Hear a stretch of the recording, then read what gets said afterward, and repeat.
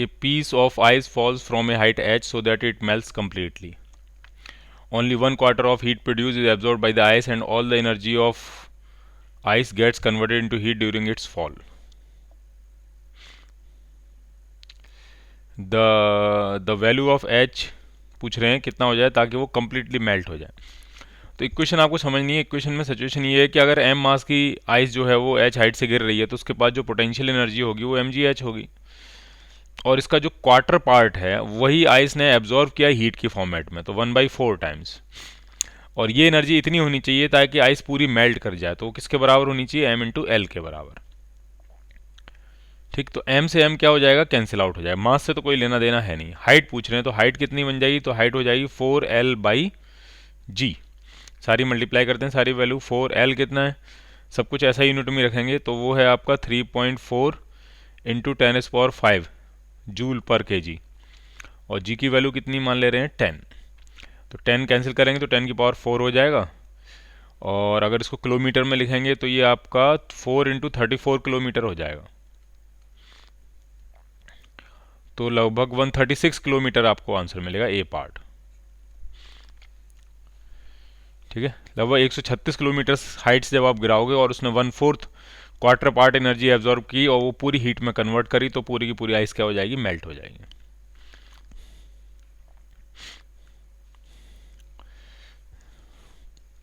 Twelfth question करते हैं। Steam जो है वो 100 डिग्री सेल्सियस की होगी, उसको पास करा रहे हैं 20 ग्राम पानी में एट 10 डिग्री सेल्सियस।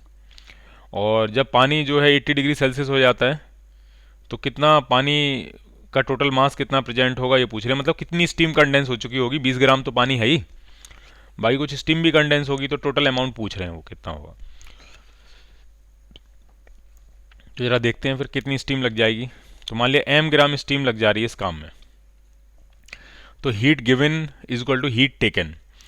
तो हीट चाहिए कितनी होगी पहले पानी से पूछते हैं। तो 20 ग्राम उसका अमाउंट है, स्पेसिफिक हीट कैपेसिटी 1 है, और टेम्परेचर 10 से बढ़ा के 80 कर देना है, तो 80 - 10 इतनी हीट रिक्वायर्ड होगी is equal to steam heat देगी कितनी। तो लेट से हमने m ग्राम स्टीम कंडेंस करी, तो कंडेंस करने में कितनी हीट दे देगी, m इंटू 540।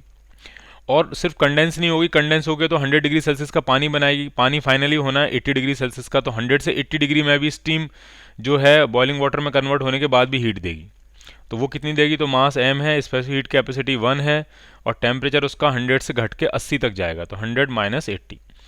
स्टीम जो है वो 2 स्टेजेस में हीट देगी। पहले तो स्टीम कंडेंस होगी और फिर कंडेंस होकर 100 डिग्री सेल्सियस का बॉइलिंग वाटर बनेगा। उस वाटर का टेम्परेचर भी 80 तक जाना है, क्योंकि फाइनल सिस्टम 80 डिग्री सेल्सियस पे है।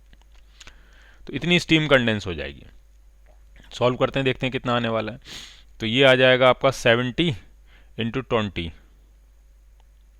1400 इज इक्वल टू ये कितना आ जाएगा, तो m इंटू 540 ये है और m इंटू 20 ये है, तो m इंटू 560 हो गया ये। तो जो m आपका आ रहा है वो 1400 अपॉन 560 आएगा। तो 2 ग्राम से तो ये ज़्यादा है, ठीक है, 3 ग्राम पूरा हो नहीं पाएगा, तो लगभग 2.5 ग्राम हम मान सकते हैं इसको आंसर के हिसाब से। 2 ग्राम से तो ज़्यादा है, बट 3 ग्राम नहीं है पूरा, ये 2 और 3 ग्राम के बीच में है ये। और 20 ग्राम पानी था, तो लगभग 22 और 23 ग्राम के बीच में टोटल अमाउंट पानी का बनेगा बाद में। तो आंसर क्या बनेगा आपका, डी पार्ट। 13 क्वेश्चन करते हैं। इसमें है लिक्विड ऑक्सीजन है 50 केल्विन पे, उसका टेम्परेचर बढ़ा के 300 केल्विन लेके आना है 1 एटमॉस्फेयर पे। तो ग्राफ कैसा बनेगा, तो पहले तो लिक्विड का टेम्परेचर बढ़ेगा, फिर उसकी बॉइलिंग चालू होगी, गैसेज स्टेट में आएगी, फिर गैस का टेम्परेचर बढ़ेगा। तो पहले तो लिक्विड का टेम्परेचर बढ़ेगा, फिर फेस चेंज होगा। जब फेस चेंज रहेगा तब तक हीट सप्लाई होती रहेगी लेकिन टेम्परेचर कांस्टेंट रहेगा। और फिर जब पूरी गैस स्टेट में आ जाएगी तो फिर गैस का टेम्परेचर बढ़ेगा। तो जिसका आंसर बनेगा वो क्या बनेगा, ए पार्ट।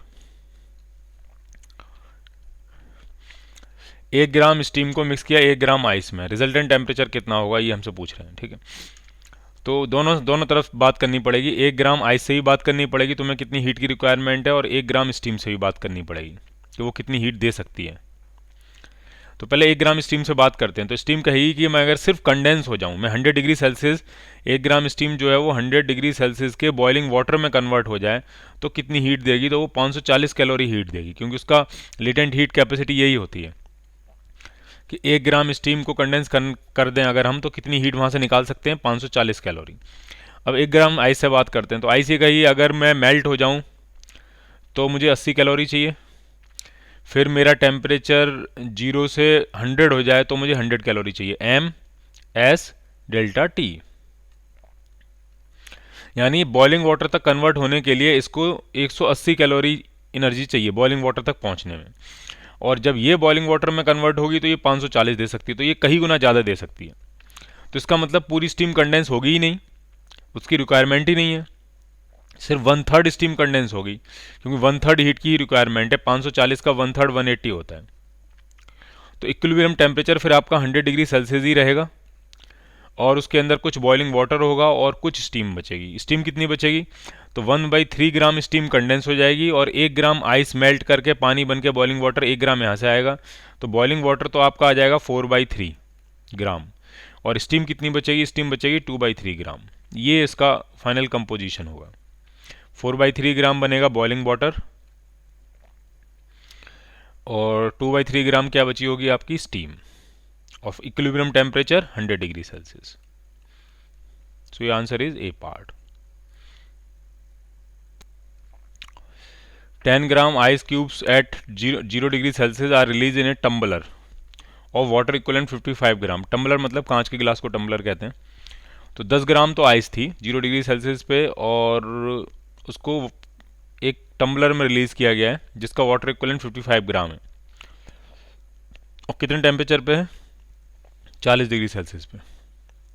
अब इक्विलिब्रियम टेम्परेचर पूछ रहे हैं कि कितना हो जाएगा इक्विलिब्रियम टेम्परेचर, और सराउंडिंग के साथ कोई हीट एक्सचेंज नहीं है, ठीक। तो इस तरह की सिचुएशन है। 10 ग्राम आइस है at 0 degree Celsius is mixed with 55 gram पानी मान के चलेंगे हम, वाटर इक्विवेलेंट 55 ग्राम है उसका, एट 40 डिग्री सेल्सियस। और इक्विलिब्रियम टेम्परेचर पूछ रहे हैं कितना है, और चारों आंसर में कहीं 0 नहीं लिखा है। इसका मतलब है कि अब हमें चेक करने की जरूरत नहीं है, आंसर कुछ ना कुछ टी डिग्री सेल्सियस ही होगा। अगर 0 लिखा होता तो पहले हम ये चेक करते कि हीट कितनी रिक्वायर्ड होगी, कितनी दे सकता है, वो सारी चीज़ें चेक करते। अब आंसर है ही नहीं 0, तो कोई ज़रूरत नहीं है, फिर हम टी मान के पूरी इक्वेशन बना देते हैं।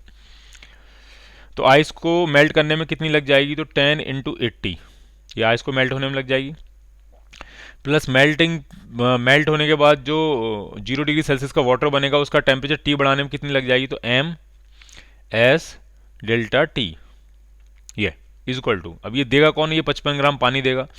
तो 55 ग्राम पानी का टेम्परेचर अगर 40 से घट के टी हो रहा है तो कितनी हीट दे देगा? एम एस डेल्टा टी, इतनी हीट ये दे देगा। अब सॉल्व करते हैं, तो ये आ जाएगा 800 प्लस ये 10T होगा इज इक्वल टू, इसको अंदर मल्टीप्लाई कर लेते हैं, 55 0 2200 हो जाएगा शायद, माइनस 55T, कैलकुलेशन खुद कर लेना आप।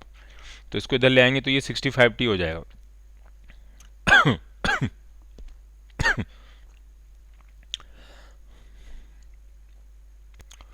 ये इधर आगे 65T हो गया, और ये 800 उधर ले जाके माइनस करेंगे तो 1400 हो जाएगा ये। तो T आपका आ जाएगा 1400 अपॉन 65, तो लगभग 22 डिग्री सेल्सियस के आसपास आपको आंसर मिल जाएगा। कर लेना कैलकुलेट, बी पार्ट आपको आंसर मिल जाएगा।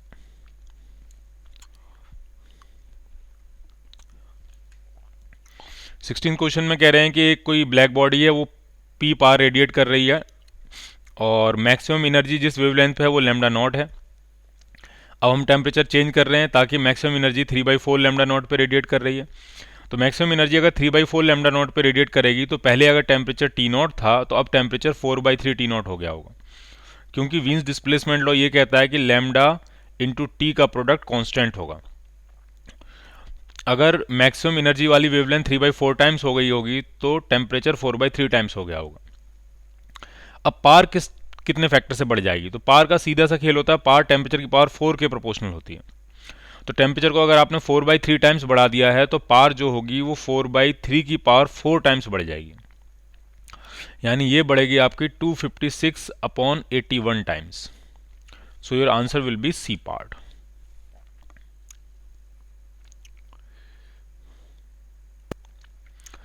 दो रॉड हैं ए और B of different materials are welded together shown in figure. Their thermal conductivity ऊपर वाले K1 है, नीचे वाले K2 है, और कंपोजिट रॉड की थर्मल कंडक्टिविटी पूछ रहे हैं। तो बहुत ही आसान है, पैरेलल में है, पैरेलल का फॉर्मूला लगाएंगे।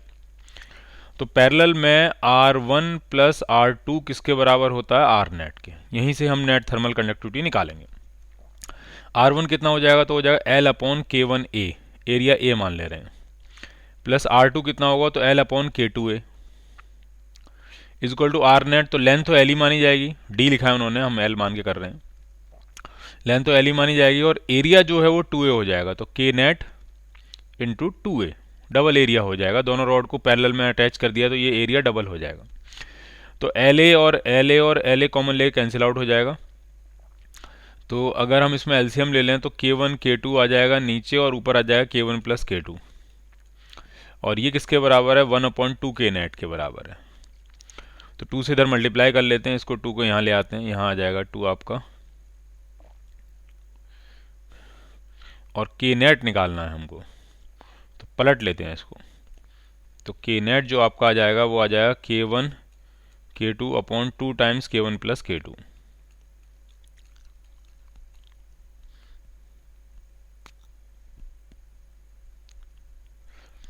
तो ये आंसर आपका बनने वाला है।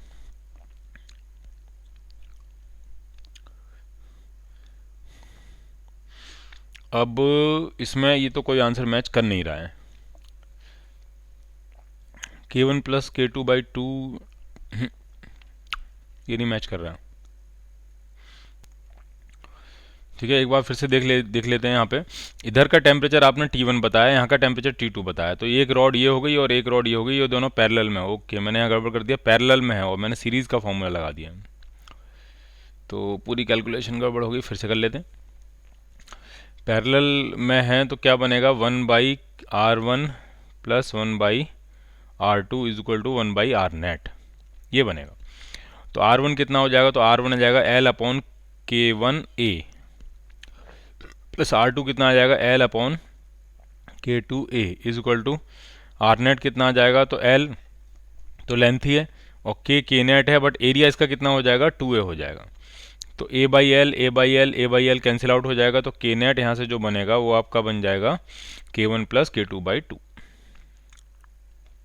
D part. ठीक है, पैरेलल था तो पैरेलल का फॉर्मूला लगाना था, मैंने सीरीज का लगा दिया था। 18th, ए स्फेरिकल ब्लैक बॉडी की रेडियस आपको दी है और इतने 450 वॉट पावर रेडिएट कर रही है 500 केल्विन पे। कह रहे हैं रेडियस हम आधा कर दें और टेम्परेचर को डबल कर दें, तो पार में क्या फ़र्क पड़ेगा। तो पार का फॉर्मूला समझ लो क्या होता है, सिग्मा ई, एरिया होगा πr² या 4πr² स्फीयर है, इंटू T⁴। तो जो पार है वो रेडियस के स्क्वायर और टेम्परेचर की पावर 4 के प्रोपोर्शनल है। अब कह रहे हैं रेडियस आधा कर दो तो 1/2 की पावर 2 हो जाएगी, और टेम्परेचर डबल कर दो तो 2 की पावर 4 हो जाएगी। तो ऐसा लगता है सब कुछ सॉल्व करने के बाद 4 बच जाएगा ऊपर, यानी पार जो है वो 4 गुना हो जाएगी। यानी पहले अगर 450 वॉट थी पार, तो अब इंटू 4 कर देंगे, तो अब 1800 वॉट पार जो है वो रेडिएट होगी। So your answer is C part. A black body is at temperature of 5760 Kelvin. The energy of radiation emitted by body at that wavelength is 250 nanometre पे U1 है, और 500 नैनोमीटर पे U2 है, और 1000 नैनोमीटर पे U3 है, और इनको कंपेयर करना है। तो पहले निकालते हैं कौन सी वेवलेंथ वो है जिसमें सबसे ज़्यादा एनर्जी रेडिएट करेगी, उसी से हम कंपेयर कर पाएंगे। तो फॉर्मूला क्या होता है कि lambda m into T is equal to B, Wien's displacement लो। लैम्डा m निकालना है आपको, तो वो आ जाएगा B/T। बी कितना है, 2.88 इंटू 10⁶ नैनोमीटर है केल्विन, और टेम्परेचर है 5760 केल्विन। तो यहाँ से ऐसा लग रहा है कि अगर मैं इसमें 3 जीरो यहाँ ले लूँ इसके, तो ये 2880 हो जाएगा। और उसका डबल फिर ये हो जाएगा। तो ये ऐसा हो सकता है कि 2880 कर लें हम इसको, और 1000 अलग कर लें, और अपॉन 5760 कर लें। तो ये 2 टाइम्स कैंसिल आउट हो जाएगा, और इससे ये 500 बार, यानी लैम्डा एम पता लग गया। जहाँ पे जिस वेवलेंथ के करस्पॉन्डिंग मैक्सिमम एनर्जी रेडिएट होगी वो 500 नैनोमीटर है। तो U2 होगा सबसे बड़ा, बाकी U1 और U3 दोनों ही उससे कम होंगे। तो U2 सबसे बड़ा होगा, U2 U1 से बड़ा होगा, U2 U3 से भी बड़ा होगा। ठीक है, तो आंसर क्या बन जाएगा इसका? बी पार्ट आंसर बन जाएगा।